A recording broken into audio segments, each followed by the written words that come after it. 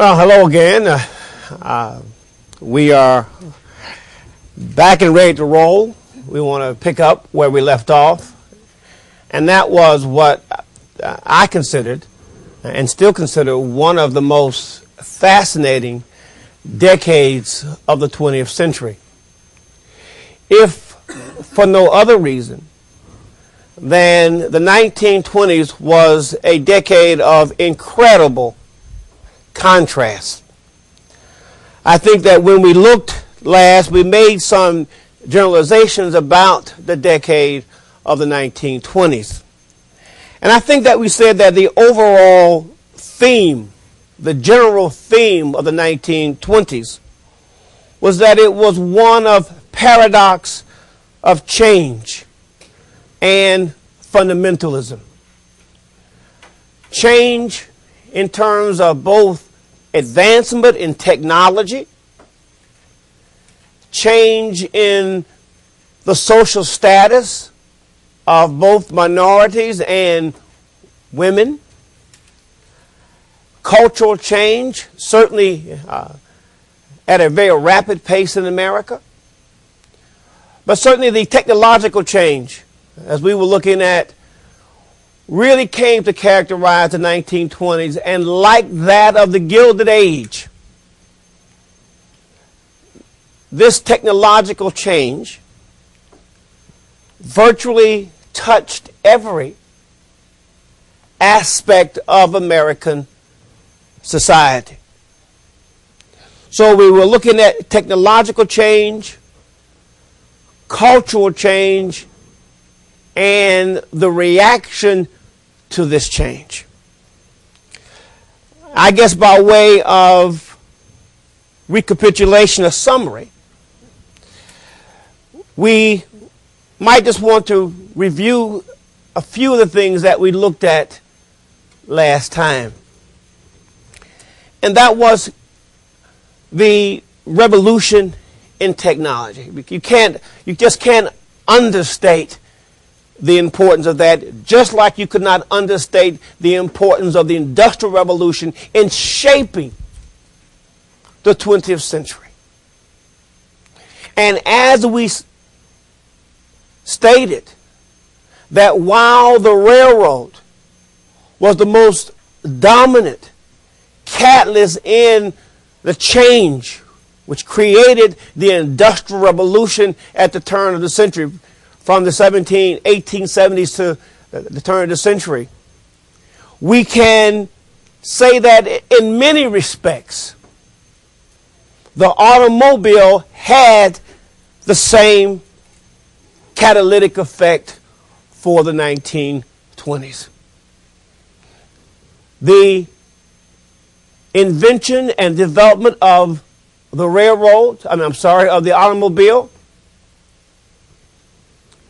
began, you can see, as early as 1902 with Ford. In fact, there at one point between 1902 and 1925, there were actually more than 1,000 car companies. And that by 1925, as I indicated, most of that competition had been wiped away, and there were only 15 major car companies in America, manufacturing car companies in America. Most simply couldn't stay with Ford, Packard, Chrysler, Cadillac, and all those other automobile companies. So you had the automobile. And the automobile transformed America in so many ways. We looked at how it transformed actually the family. To read you an excerpt of how one person felt about the automobile, I'm going to look at a comment from our text, which is one of the, Patterson really offers us some great excerpts. This is a comment on the baneful effect of the car that we talked about, as seen by Robert and Helen Lynn in Middletown in 1929. The centralizing tendency of the automobile may be only a passing phase. Sets in the other direction almost equally prominent. Our daughters, 18 and 15, don't use our car much because they're always with someone else in their car. When we go out motoring, lamented one business class mother, and another said the two older children, 18 and 16, never go out when the family motors. They always have something else to do. In the 90s, we were all much more together, said another wife. People brought chairs and cushions out of the house and sat on the lawns in the evenings. We rolled out a strip of carpet and put cushions on the porch step to take care of the unlimited overflow of neighbors that dropped by. We'd sit out all evening. The younger couples perhaps would wander off for a half an hour to get a soda, but come back and join in the informal singing or listening while someone strummed a mandolin or a guitar. What on earth do you want me to do? Just sit around all evening? Reported a popular high school girl of today, when her father discouraged her from going out motoring for the evening with a young man in a rakish car waiting at the curve.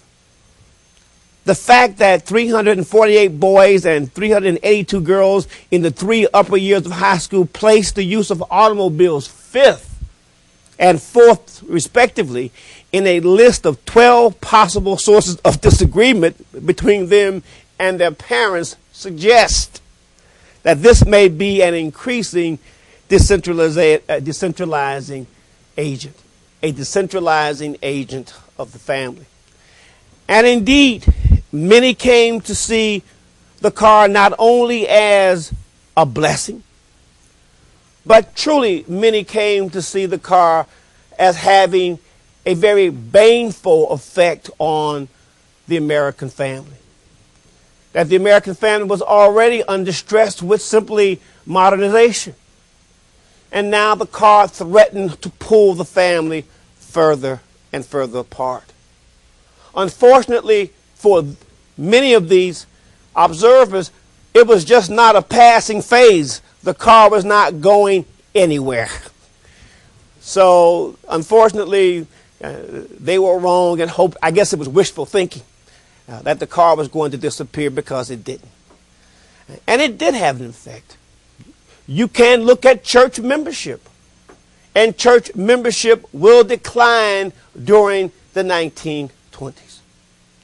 By 1925, basically, the average car had increased, but it had only increased to a price of about $750.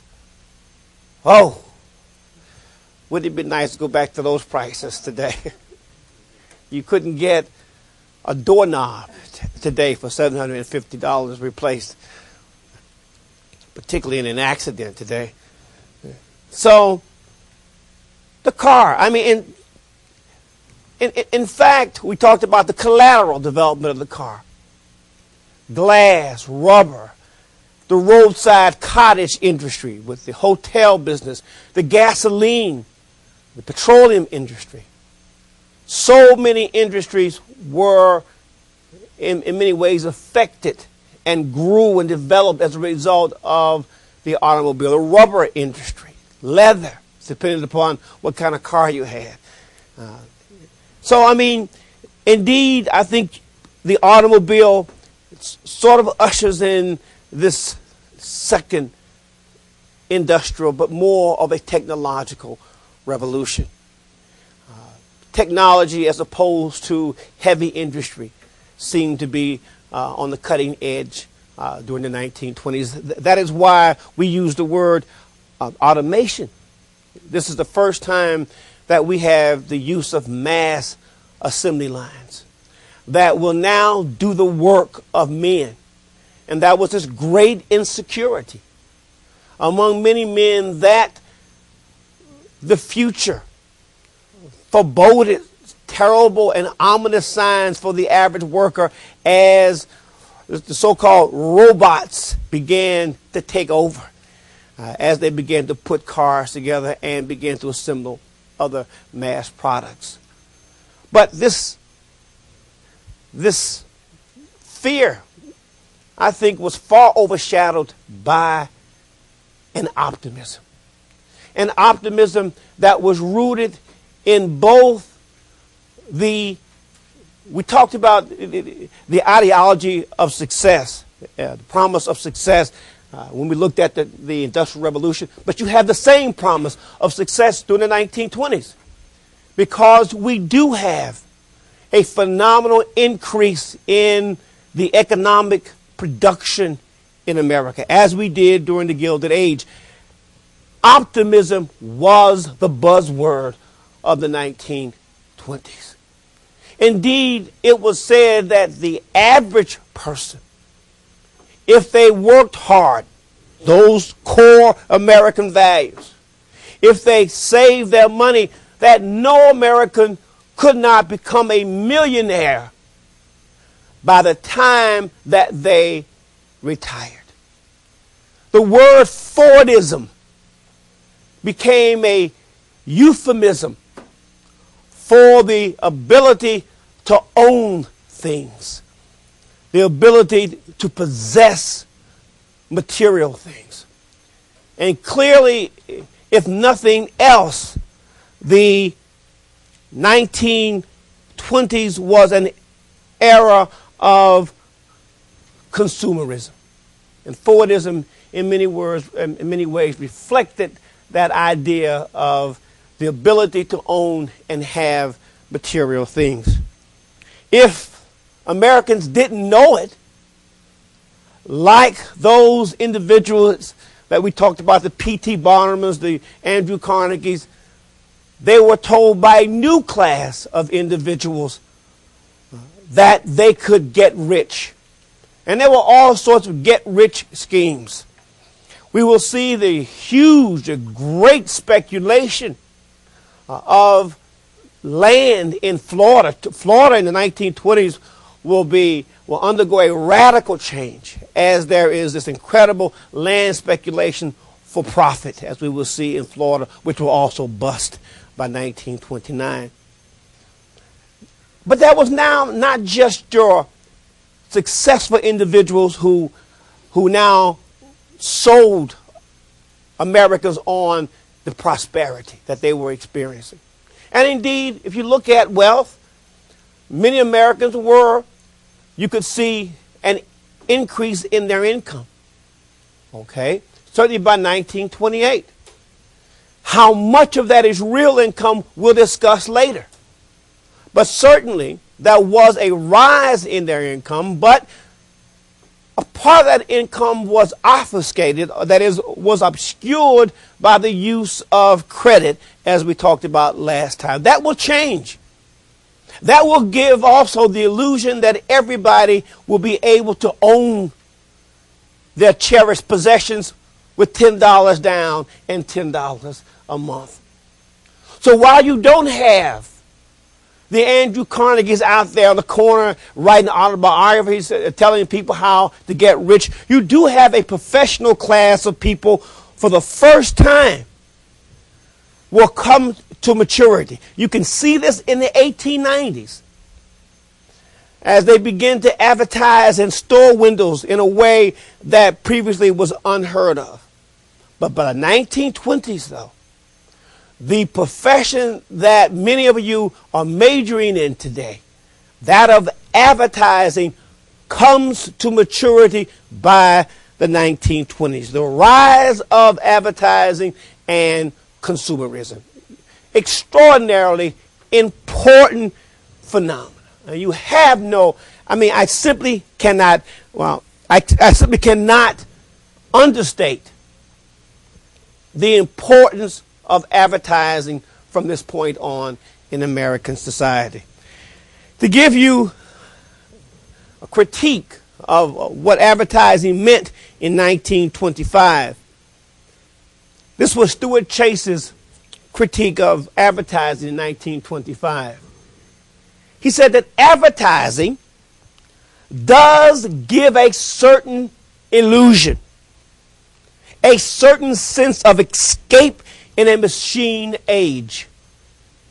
It creates a dream world, smiling faces, shining teeth, schoolgirl complexions, cornless feet, perfect fitting union suits, distinguished collars, wrinkleless pants, odorless breaths, regularized bowels, happy homes in New Jersey, 15 minutes from Hoboken, charging motors, punctureless tires, perfect bust, shimmering shanks, self-washing dishes, backs behind which the moon was meant to rise. This is how Chase saw advertising, and he wasn't wrong. Both then and today, we are creatures of advertising. I mean, they don't spend, $2 million a minute, I think it was, at the Super Bowl, okay, to advertise a product if it did not influence the spending habits of the public. It would not be such a powerful and persuasive an industry. So you do have the rise of advertising as an important factor. And to some extent, I think that it will hurt. It has a downside as well. It will create tensions. Because not everyone will be able to afford cars, will be able to afford perfect teeth and odorless breaths and perfect bust. I mean, because there will still be a gap in terms of wealth. There will be this tension. And then there will be the constant tension of trying to keep up with whom? the Joneses. Well, if my neighbor has an automobile, I've got to go out and get one too. If she has a washing machine, well, honey, Mary next door just got a washing machine. The ringer type. We're still using the scrub board. We can't have that, can we, honey? I mean, gee, we're just as good as they are. And there he goes. $10 down and $10 a month. And hoping that his income continues to rise to be able to pay off those debts. So you do have this change. This advertising and everything seem to be affected by advertising. As we will talk about later, the investment in the stock market. It is advertised that anyone can get into the stock market. That even a bootblack can participate in this incredible economic boom by 1928. Advertising, credit, all these things will transform American society. Yes. What's a bootblack? Someone who shines your shoes. You don't see them much anymore. I had thought about taking a second job as one, shining students' shoes for, but the school decided to give me a modest raise, so it allowed me not to be both the moonlight as the bootblack at night and the professor in the day. But if you ever see me out there, don't tell anybody. It's just keep on walking. Well, we also looked at the word revolution. The word revolution was used a lot during the 1920s. The revolution in technology. The revolution in manners and morals. The 1920s. And what that meant was there was a great deal of discussion about how modernization and the post-World War I period affected Americans in terms of changing sexual values. Now, let me point out that clearly the majority of Americans did not change and were not affected by these discussions of changing sexual values, but for the first time, you can say without equivocation that there was a period following the war that there was an open and free discussion of sex and things related to sex as there had never been in American history. There was clearly an assault on Victorian morality and Victorian culture.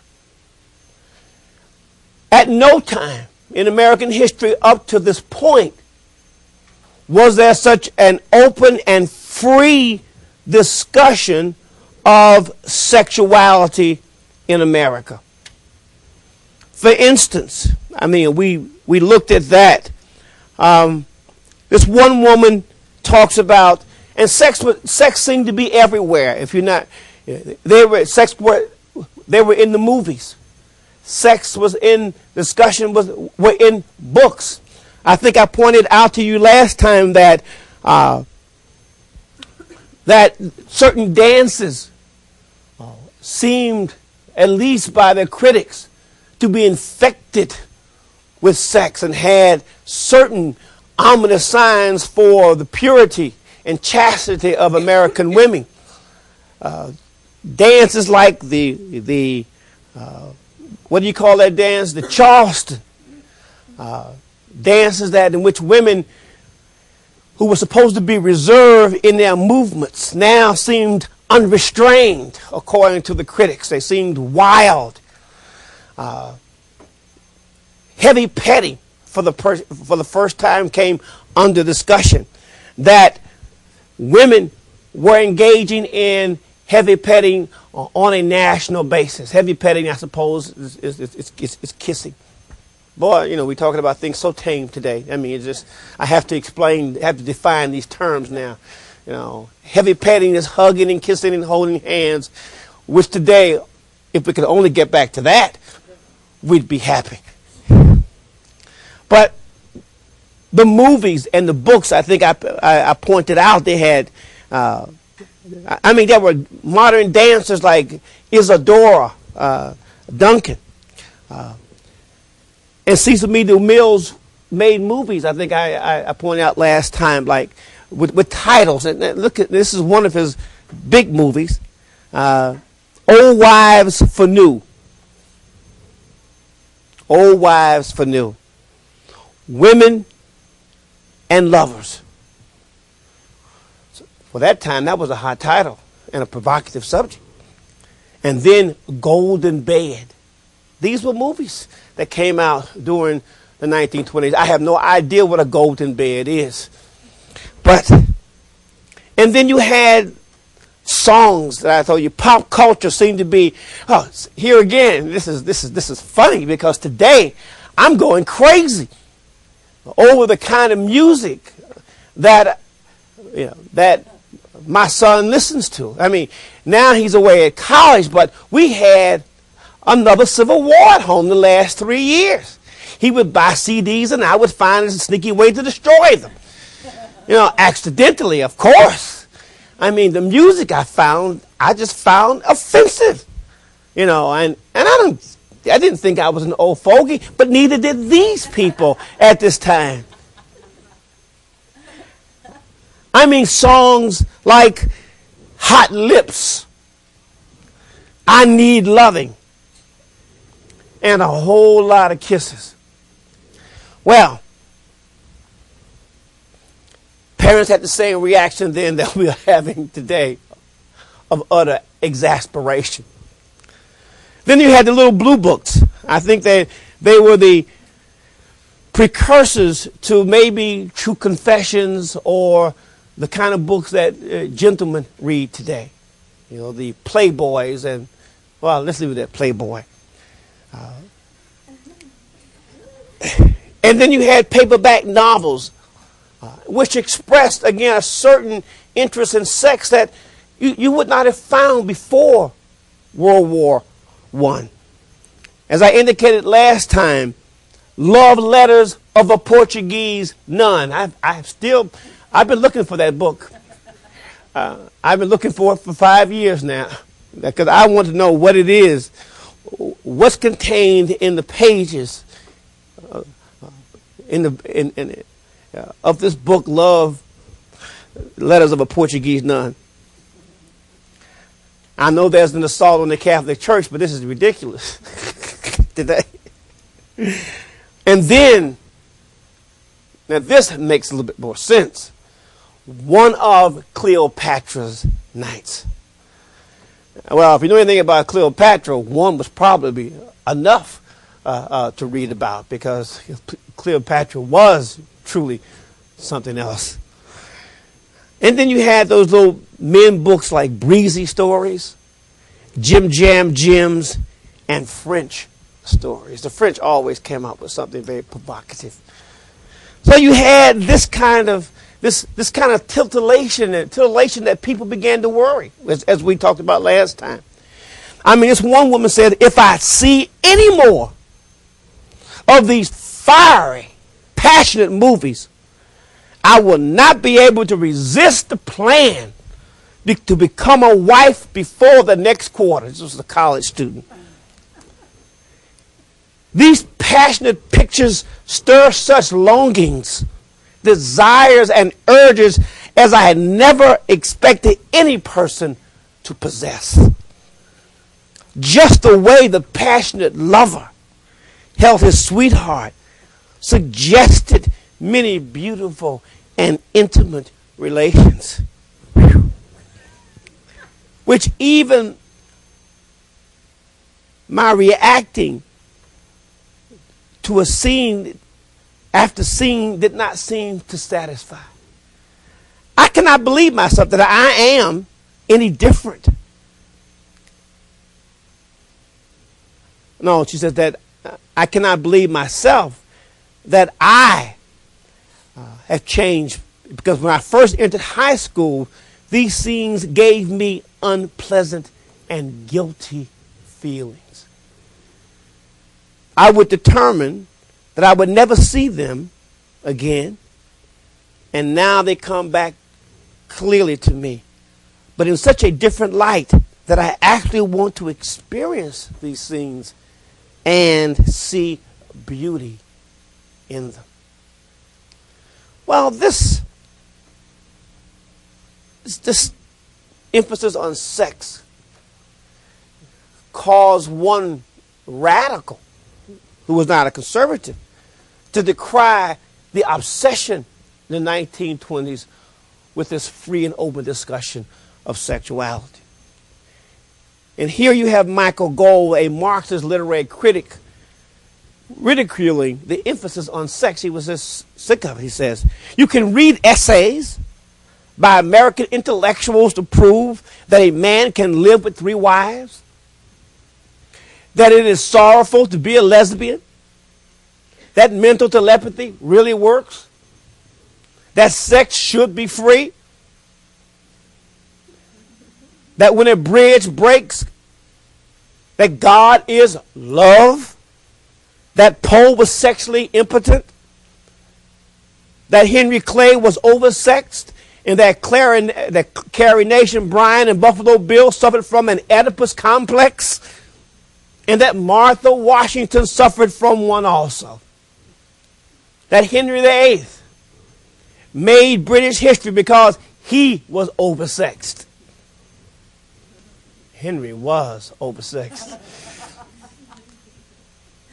That Abe Lincoln, after the Civil War, because he was, let me get this right.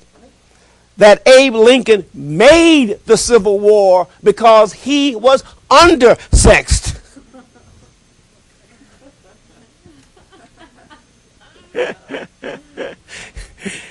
That history is sex.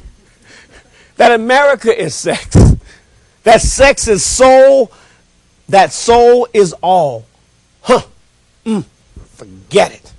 Michael Gold dismissed all this discussion of sex. But you do have, for the first time, Americans, again, not the great majority, but enough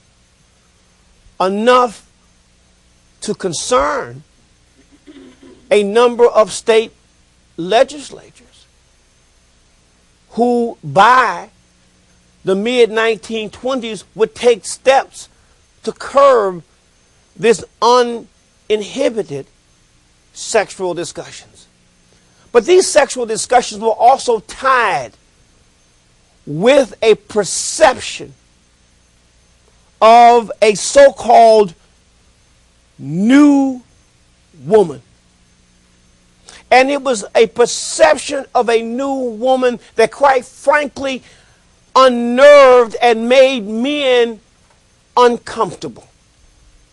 It was a new woman who had emerged from World War I, who, many of them, again, you have to be careful about making generalizations, that many of these women during the war had held jobs that men had held to support the war effort. They flew planes. They ran elevators. They did most of the jobs that men had done prior to the war. And when the war was over, these women were now expected to go back to their domestic lives. But many women now challenged this cult of domesticity and reacted against it. There were women who did not want to go back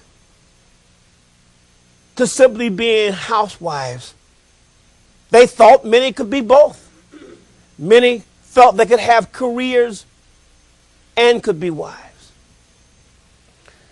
They demanded that men begin to reassess them, not as objects, but as partners.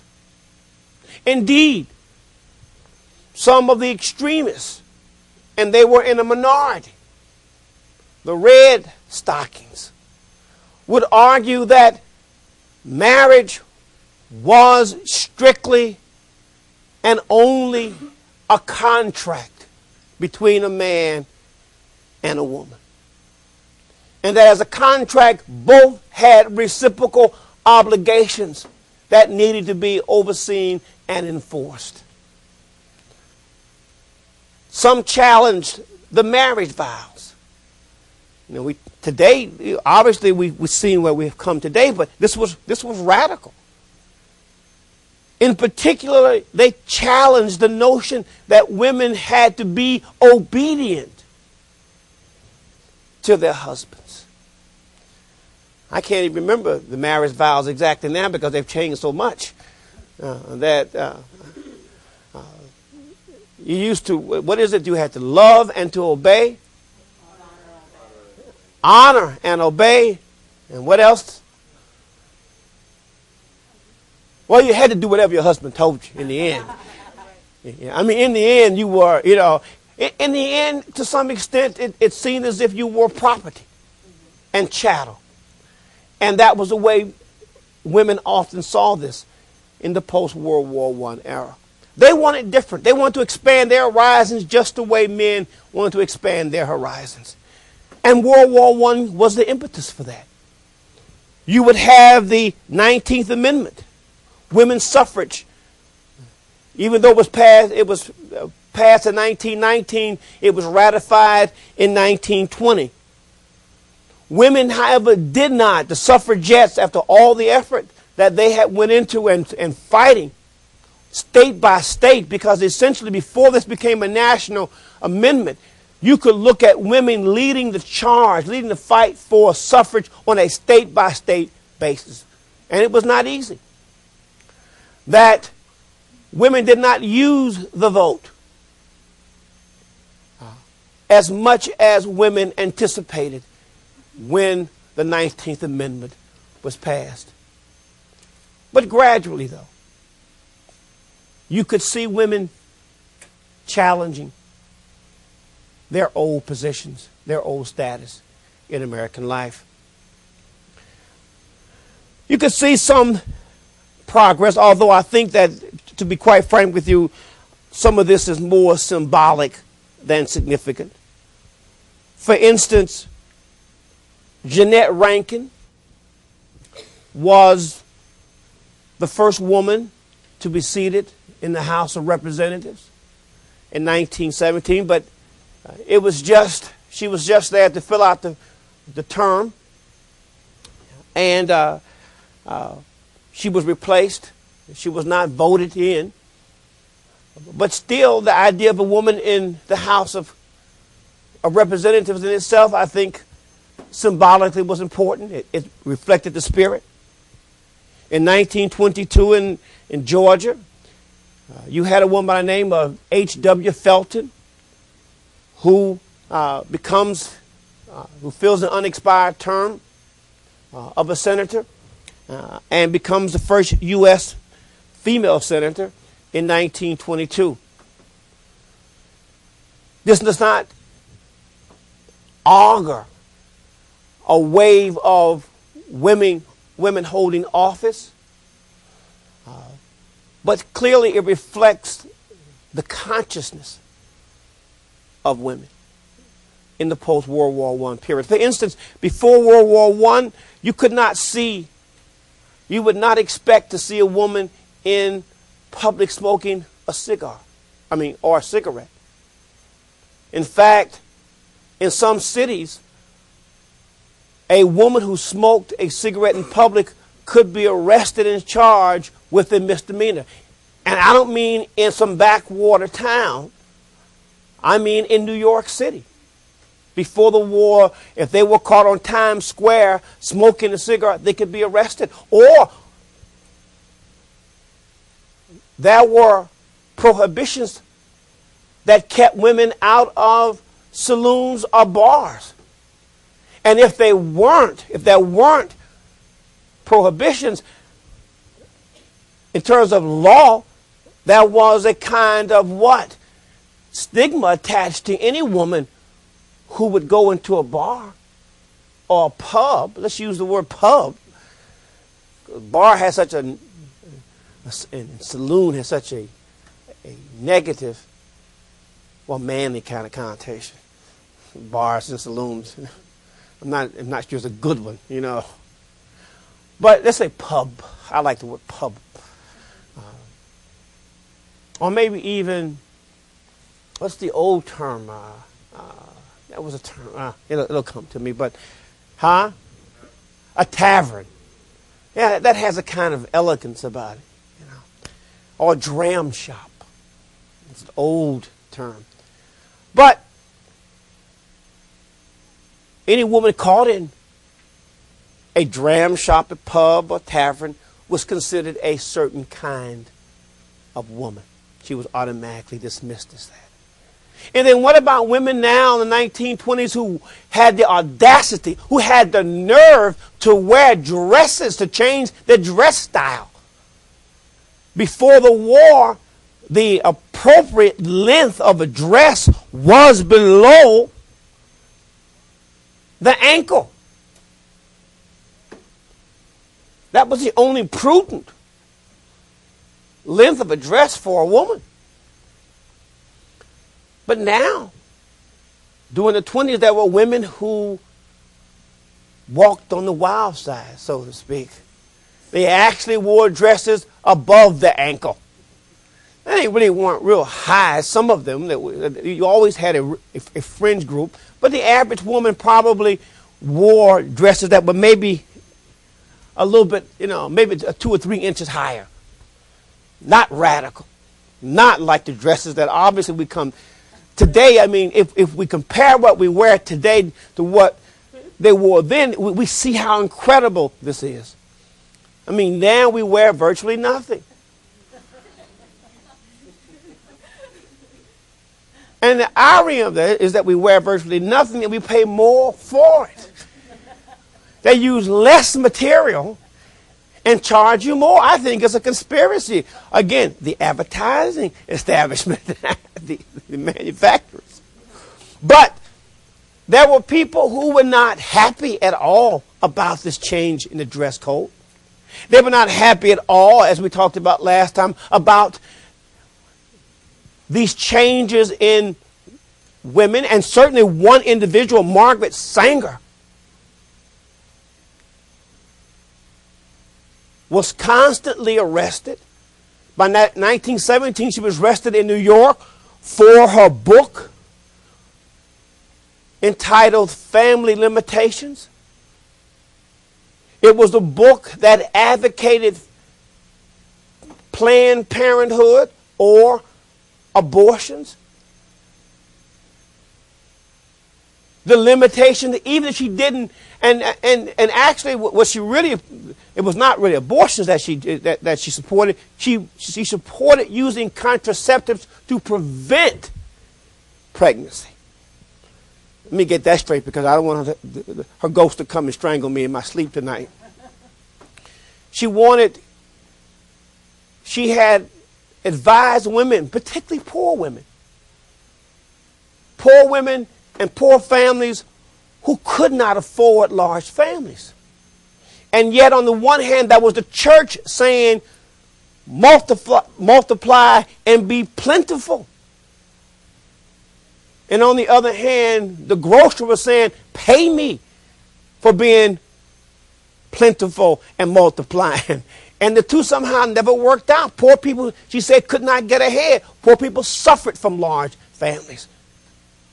And so she began this campaign, and for the health of women, that having children took a physical toll on women.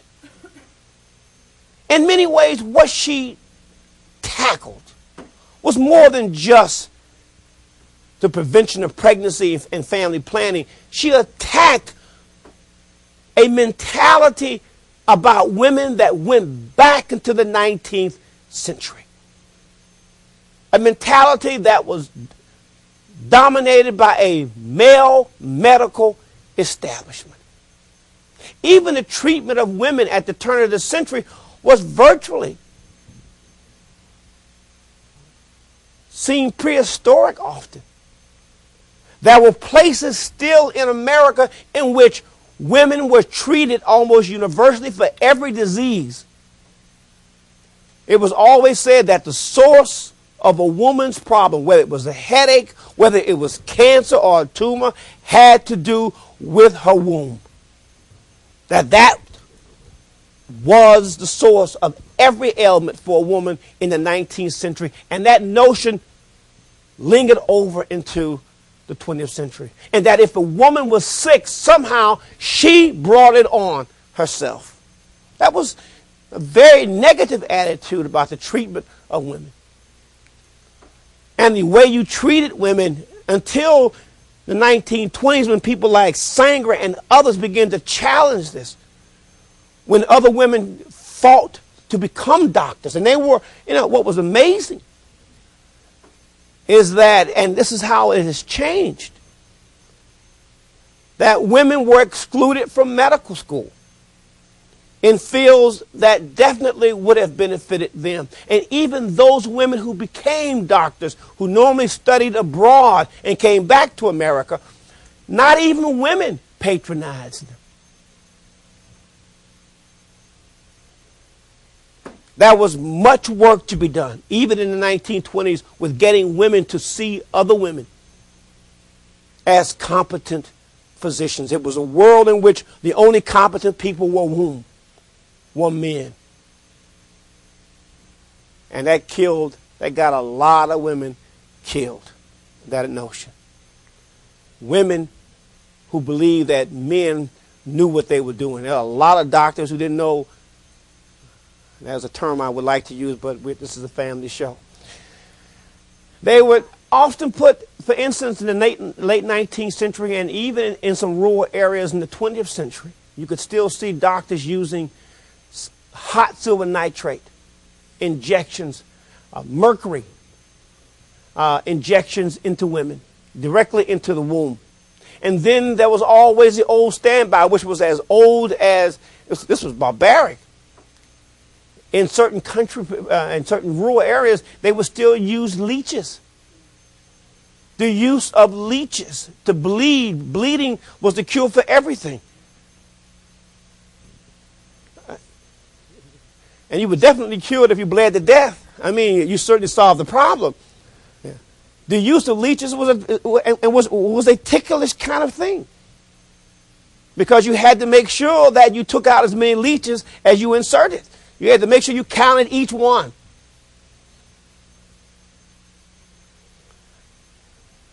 If you didn't, she was going to be in even more excruciating pain. But this is what women, in many ways, attacked this mindset. But most women simply wanted to just be, they have some of the opportunities that men, some of the alternatives. There were some women, however, who simply went so far to the extreme, they became known as hardcore feminists in the 1920s. That simply, they really did not like men at all. And they were not, that would be considered today homosexuals. They simply felt that men had so discredited themselves that men were the only animals that had sex out of season.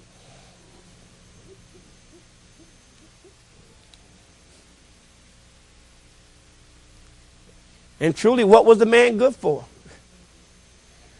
Well, you see that on TV shows now. Of course, we know that we are good for something. We don't, women are defining what that is, but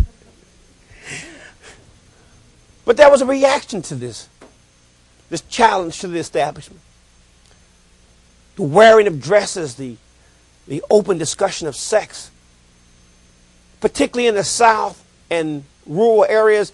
You begin now to have new laws passed and old laws now reinforced.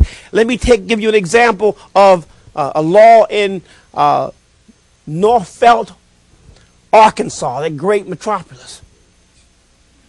They actually passed a statute that read, "Hereafter it shall be unlawful for any man or woman, male or female, to be guilty of committing sexual intercourse between themselves at any place within the corporate limits of said town." This was a real law. Section 3 of this ordinance.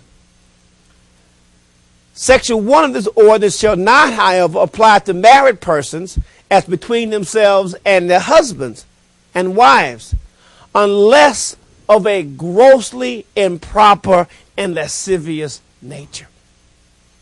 Now, it was okay to be married and have and engage in sexual intercourse, but it could not be one that involved passion.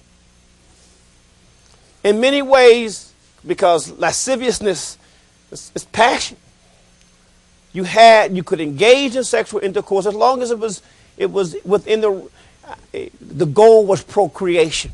Sort of like a throwback to the old Puritans. You certainly did not have sex to enjoy it. You had sex for the continuation of civilization and the procreation of the species. But that was it. If you enjoyed it, something was wrong with you. You had to be sick. And that was sort of the idea.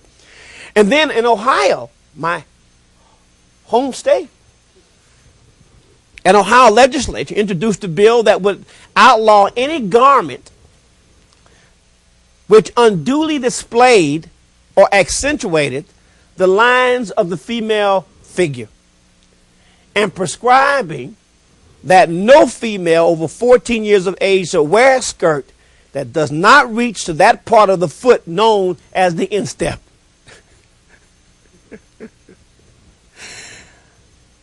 Oh, these people would have a fit if they only knew how things have changed today. Well, this reaction reflected a general reaction. This is the reaction to the change and progress. We call it fundamentalism.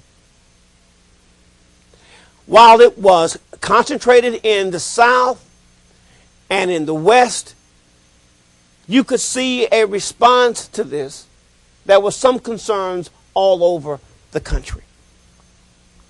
This response, I think we first pointed out, we could see it in politics, because it was through politics that these individuals believed, it was through political participation that they believed would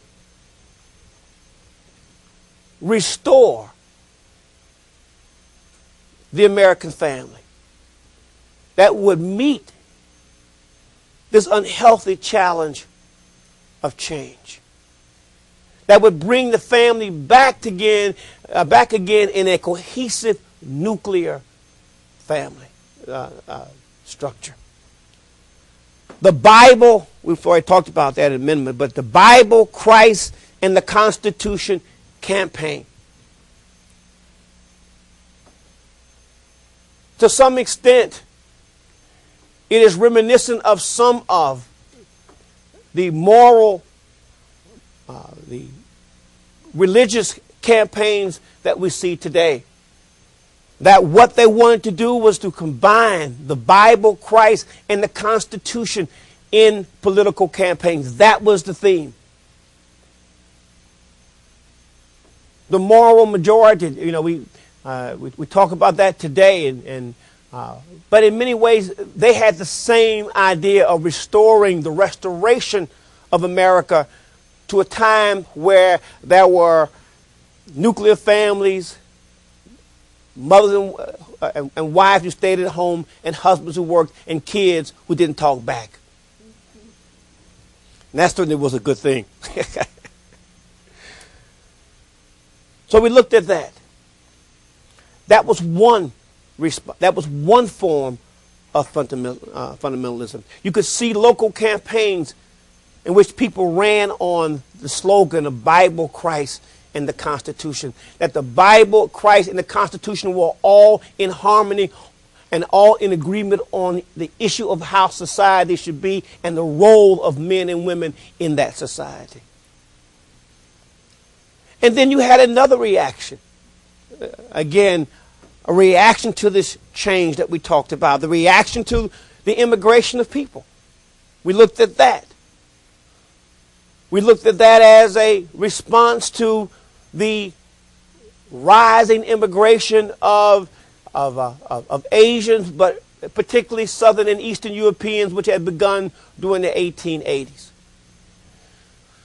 The notion that you could not separate the disintegration of the family, the disintegration of the core of American values. You could not separate that from the influx of immigrants who were different from Americans, who had different values, different customs, different ways of doing things. They also conspired.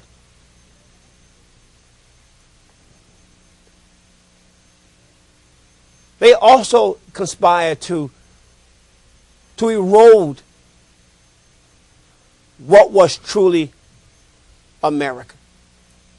So you had people like Grant, we talked about, The Passing of a Great Race, and Stoddard's book, The Rising Tide of Color, who had both. Their general theme was that America was declining as a civilization. It certainly was not happenstance that the American family was in disintegration. Look at the influences it was being subjected to, that the American bloodstream was being polluted by Southern and Eastern Europeans, and there were far too many Asians coming to America. We talked about John C. Lodge. John C. Lodge simply, and he was very clear about this. He said that was just so much. There was just so much of inferior blood that the great Anglo-Saxon race could absorb before itself became permanently damaged. During the 1920s, you have a movement called eugenics.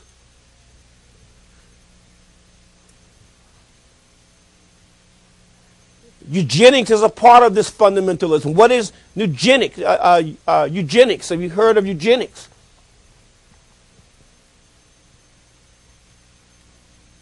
It is an interesting term because the word eugenics has become sort of popular again today with the advances in DNA and cloning.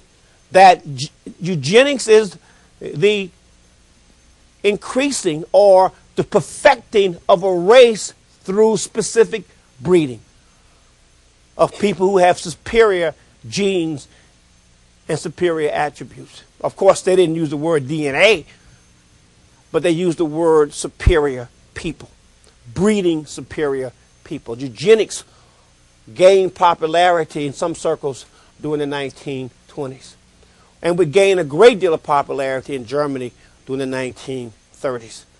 Here it was more or less an intellectual discussion.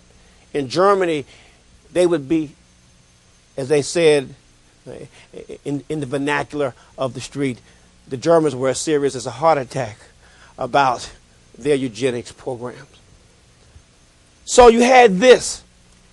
One way to attack the immigration of foreigners was to simply cut off the immigration. And so what you had two acts. One was in 1921, which gets very little notice. But the major act, that was the first step, an immigration act in 1921, which limited the overall immigration to 340,000 people a year. But it didn't set quotas. It was in 1924 that you had a more pervasive act which would correct this influx of inferior people into America. and that was the National Origins Act.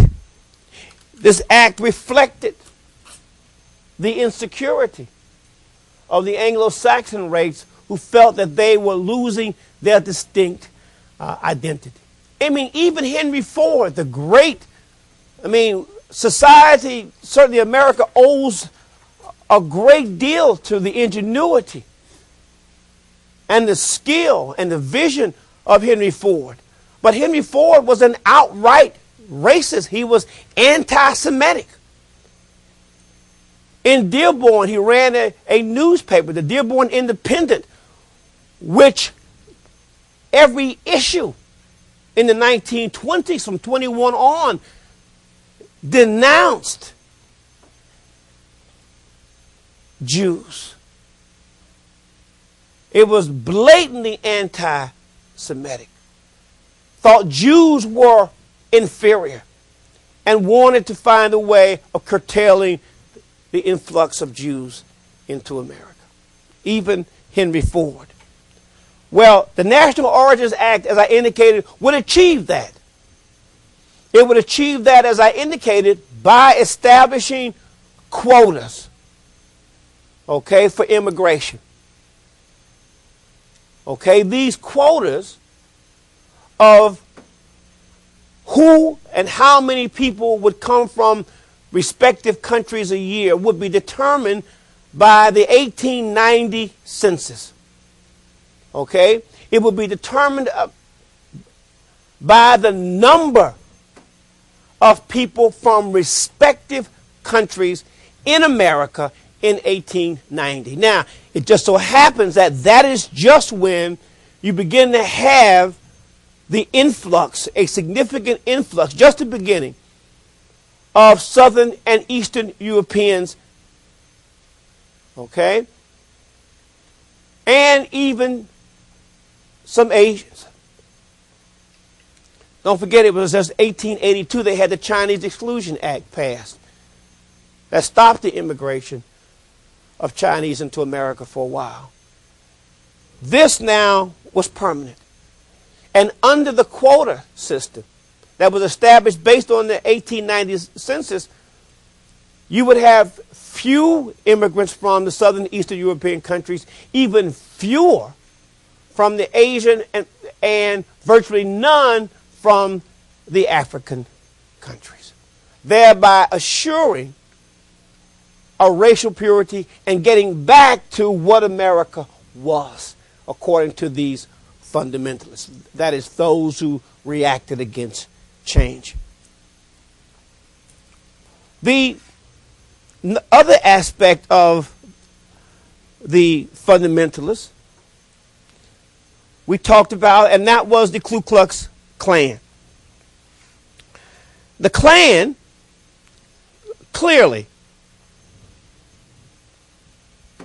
used these tensions and anxieties of change, these concerns about the stability and cohesiveness of the American family. They used this to catapult themselves into prominence, which was unprecedented in the history of the KKK.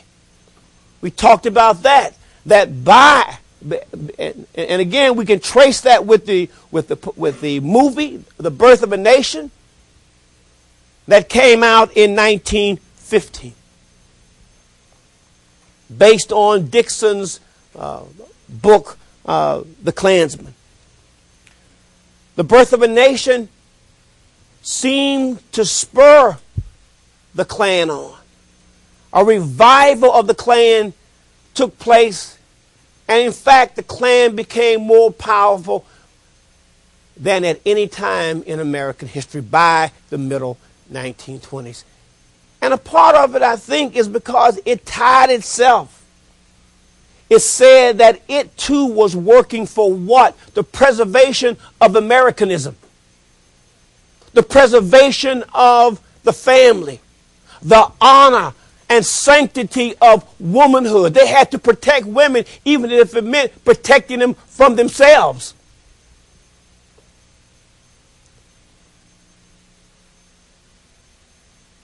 The Klan was pro-family in its literature, pro-America, pro-American values,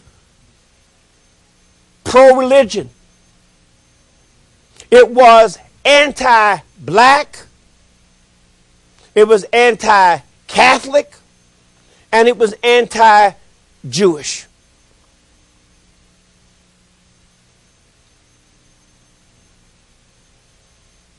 So beside the violence against blacks that we will talk about in a moment, and how blacks will defend themselves or respond to this deteriorating period in race relations, the Klan would also seek to impose their standards on American families in terms of marriage. I pointed out that William Simmons, the Grand Wizard of the KKK, was responsible for the resurgence of the Klan using modern advertising techniques. And I wasn't kidding when I said that, unlike the old Klan, where you had to undergo this long ritual in which you had to learn Klanese. I mean, that was actual language that you had to learn to become a Klansman. No one had to go through all that anymore. With mass advertising, you simply had, as I said, you simply had to pay your $10 fee and bring your own sheet. And that was it. They came to dominate a number of important legislatures by the middle of the 1920s. Only internal scandals within the organization itself. They would take men out and beat them for deserting their wives or for adultery. They would take women out, and particularly they had a great fascination with taking women out, stripping them, and beating them to chastise them for straying from the family, committing adultery. But in the end, it was the death of a secretary of one of the top Klan members, Simmons, on a train, that rape and all kinds of other things came out that brought about the ultimate demise of the Klan. That it was clear that they did not practice what they preached. And these scandals rocked the internal structure of the Klan, and they began to dwindle toward the latter half of the 20th century, of the 1920s. But for a while, they were powerful. The NA, in 1908,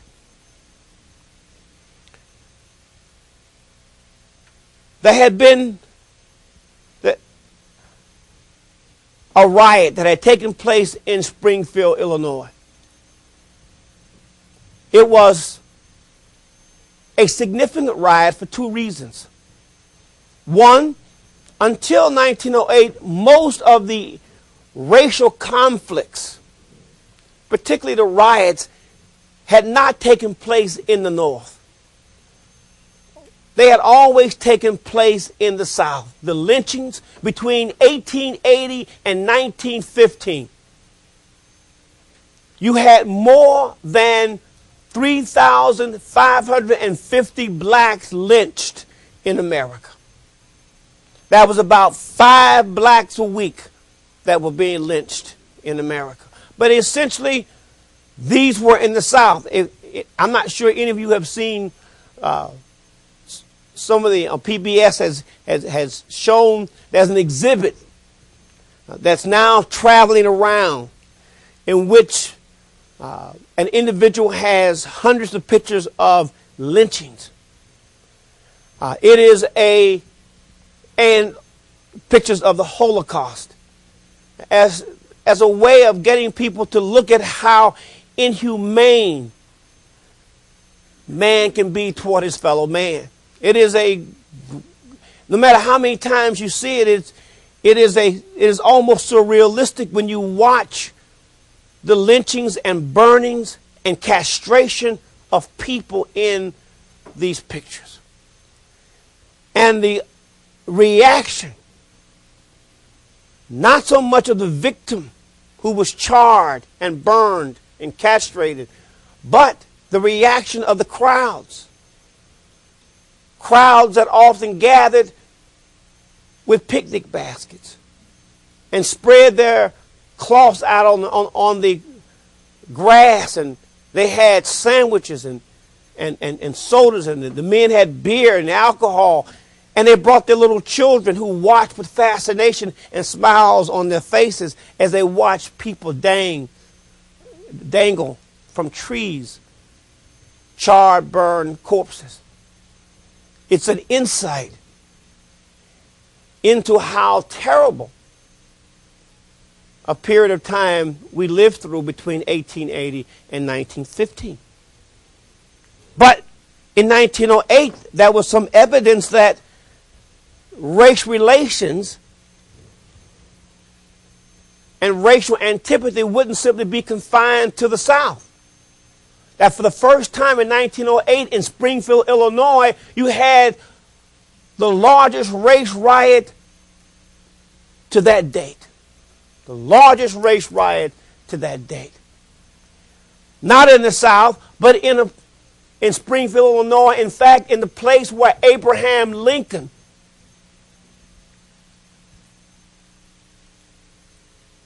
grew up and was raised and became a U.S. senator, and from there went on to become president. And by the way, I'm not sure he was undersexed. I mean, I don't know where that stuff comes from. You know, I mean, who was doing, you know, there was no Master Johnson around. He wasn't interviewed by Master Johnson. Forget, sometimes you have to wonder where they get this stuff from. Well,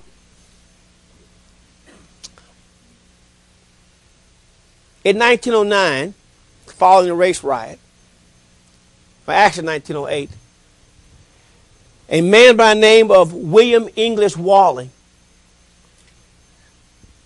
wrote an article in a newspaper commenting on the 1908 Springfield race riot. Walling said that the race riot indicated that race relations in America had reached a critical juncture. That it was time for a revival of the old abolitionist spirit. It was time to revive a movement which embodied the values of the old abolitionists in getting America to accept African Americans as equals. As he put it, to accept them on a plane of absolute equality. That these neo-abolitionists now, this new abolitionist movement, would come together and create a movement that would ensure and guarantee the recognition of the first-class citizenship rights of African Americans.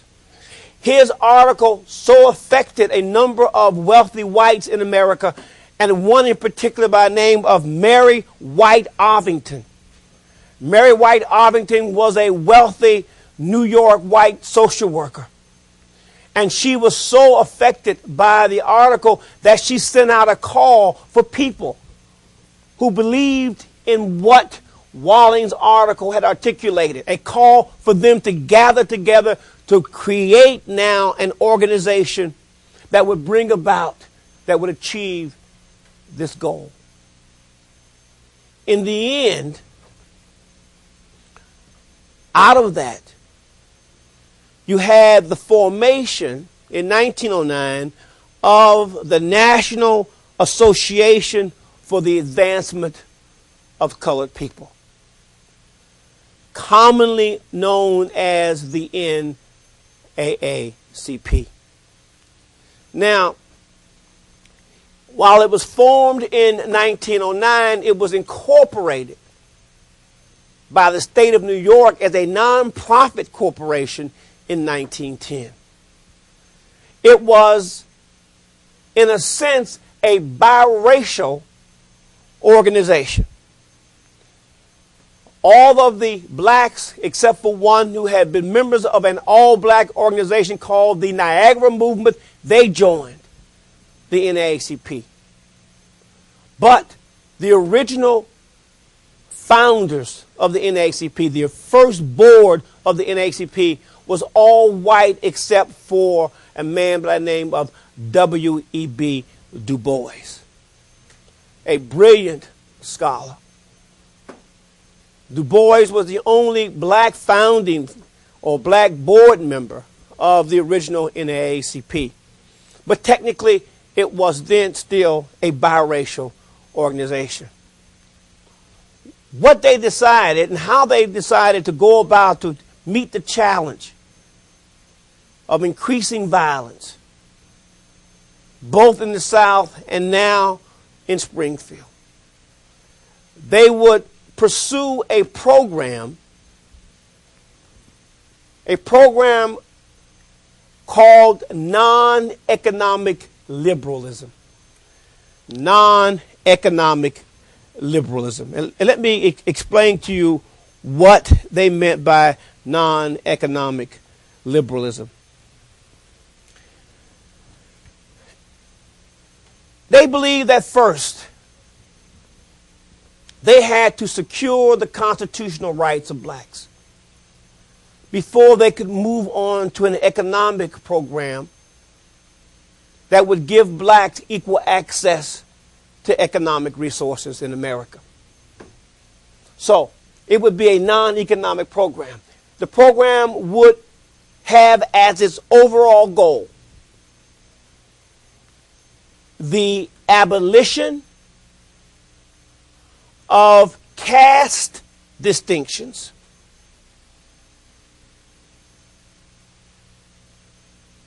and the realization of the first-class citizenship rights of blacks through the enforcement of the 14th and 15th Amendment, through the enforcement of the 14th and 15th Amendment. To achieve this, they would create a legal redress committee, which we will discuss the next time we meet and show how they are extremely successful in going about achieving this program.